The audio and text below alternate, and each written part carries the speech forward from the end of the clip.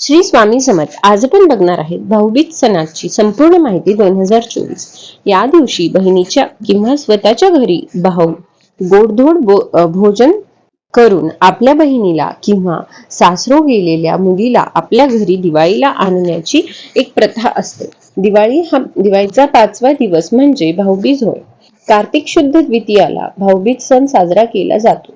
याला यमद्वितीय असेही म्हणतात. भाऊबीज सणाचे इतिहास. या दिवशी यमराजाने आपली बहीण यमुनेच्या घरी जाऊन तिला वस्त्रालंकार इत्यादी वस्तू देऊन तिच्या घरी भोजन केले, म्हणून हा दिवस यमद्वितीय म्हणून साजरा केला जातो.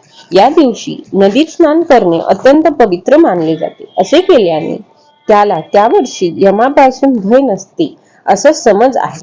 यम आणि यमी या भाऊ बहिणीच्या प्रेमाबद्दल हा दिवस साजरा केला जातो. भाऊबीज हा सण संपूर्ण भारतामध्ये साजरा केला जातो. तसेच हा सण रक्षाबंधन इतकाच महत्वाचा सण आहे. भाऊबीजेचा हा सण वेगवेगळ्या भागात वेगवेगळ्या नावांनी ओळखला जातो. उत्तर भारतात नेपाळमध्ये भाईदूज आणि भाई टीका असेही म्हणतात. या सणाला हे नाव नेमले गेले. त्याचे महत्वही तसेच आहे. म्हणजे बंधू भगिनी मधील श्वासात बंधन करणारा हा सण आहे. हा सण भावाच्या दीर्घायुष्यासाठी व त्याच्या आरोग्यासाठी प्रार्थना करणारा दिवस आहे. भाऊबीज सणाचे महत्व. भाऊबीज साजरा करण्यामागे आपले दोन बहीण आणि भावाचे प्रेमाचे महत्व आपल्याला येथे दिसून येते. कार्तिक शुद्ध द्वितीयाला भाऊबीज हा सण साजरा केला जातो. बहीण आपल्या भावाला ओवाळून त्याच्या दीर्घ आयुष्यासाठी प्रार्थना करते. हा दिवस म्हणजे शरद ऋतूतील कार्तिक मासातील द्वितीय चंद्र आकर्षक व वर्धमानता दाखवणारा आहे. तेव्हा विजेच्या कोरी प्रमाणे बंधू प्रेमाचे वर्णन होत राहो ही त्यामागची भूमिका आहे. आपल्या मनातील द्वेष निघून सर्वत्र भावनेची कल्पना जागृत होते. म्हणून त्याकरिता भाऊबीजेचा हा सण साजरा केला जातो. बंधू भगिनींचा प्रेम संवर्धनाचा हा दिवस आहे. ज्या समाजात भगिनींना समाजातील व राष्ट्रातील पुरुष वर्ग भगिनी समजून त्यांच्या रक्षणाची जबाबदारी घेऊन त्यांना उभय देतील व त्यामुळे त्या समाजातील निर्भयतेने फिरू शकतात, तो दिवस म्हणजे दीपावलीतील भाऊबीज पूजनाचा दिवस असतो. या दिवशी असे म्हणतात की स्त्रियांमध्ये देवी तत्व जागृत होतं. अशा परिस्थितीत बहिणींच्या सानिध्यात राहण्याने, तिच्या हाताने बनवलेले पदार्थ खाल्ल्याने आणि तिच्याकडून ओढवून घेतल्याने भावाला व्यवहारिक आणि आध्यात्मिक लाभ प्राप्त होते. तसेच एखाद्या कोणत्या कारणामुळे बहिणीला कोणी भाऊ भेटलाच नाही तर ती चंद्राला भाऊ समजून ओवाळते. भावा बहिणींनी एकमेकांचा आठवण ठेवावी, विचारपूस करावी, एकमेकांवर प्रेम करावे यासाठी हे आपल्याला महत्व दिसून येते. भाऊबीजेच्या दिवशी भाऊ आपल्या बहिणीच्या घरी जातो. त्या दिवशी बहिणीने वेगवेगळ्या प्रकारचे पदार्थ जसे की लाडू, करंजी, गुलाबजामुन, चकली, चिवडा हे सर्व दिवाळीसाठी केलेच असतात. त्या दिवशी भाऊ बहिणींच्या घरी गेल्यानंतर संध्याकाळी एका पाटावर बसून दिवा, हळदी कुंकू, अक्षित यांनी सजवलेले ताट घेऊन आधी चंद्राला व नंतर आपल्या भावाला ओवाळले व दही भाताचे नैवेद्य चंद्राला दाखविले जाते. आपल्या भावाला गोड पदार्थांचे जेवण वाढते. अशा प्रकारे हा सण मोठ्या उत्साहाने व आनंदाने साजरा करतात. भाऊबीज म्हणजे बहीण भावाच्या प्रेम नात्याचा उत्सव असतो. दिवाळीचा शेवटचा दिवस म्हणजे भाऊबीज हा सण असतो.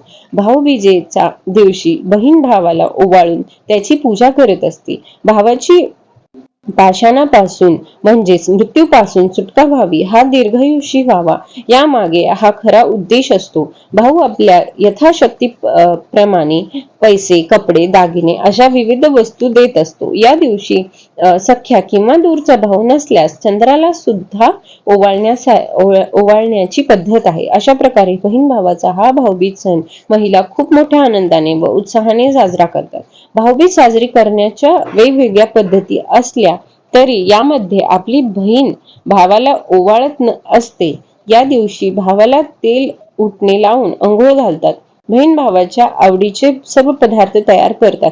एखाद्या स्त्रीला भाऊ नसेल तर ती चंद्राला आपला भाऊ म्हणून ओवाळते.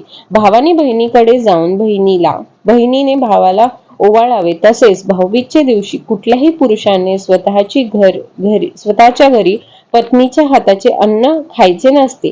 त्याने बहिणीच्या घरी जावे आणि तिला वस्त्रालंकार वगैरे देऊन तिच्या घरी भोजन करावे.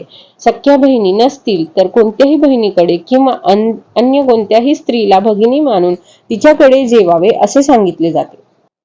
भारतात तसेच हिंदू धर्मातील सर्व महिला भाऊबीज साजरी करत असतात.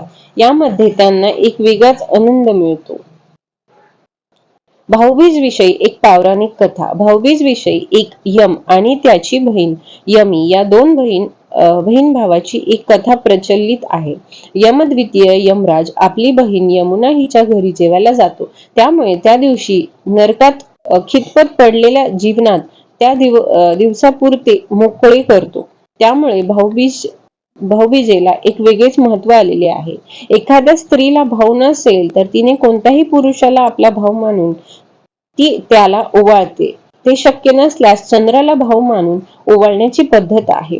अपमृत्यू येऊ नये म्हणून धनत्रयोदशी, नरक चतुर्दशी आणि मृत्यूची देवता यम याचे पूजन करून त्याच्या 14 दिव्याने तर्पण करण्यास सांगितले आहे. असे केल्याने अपमृत्यू येत नाही. म्हणून बहीण या दिवशी आपल्या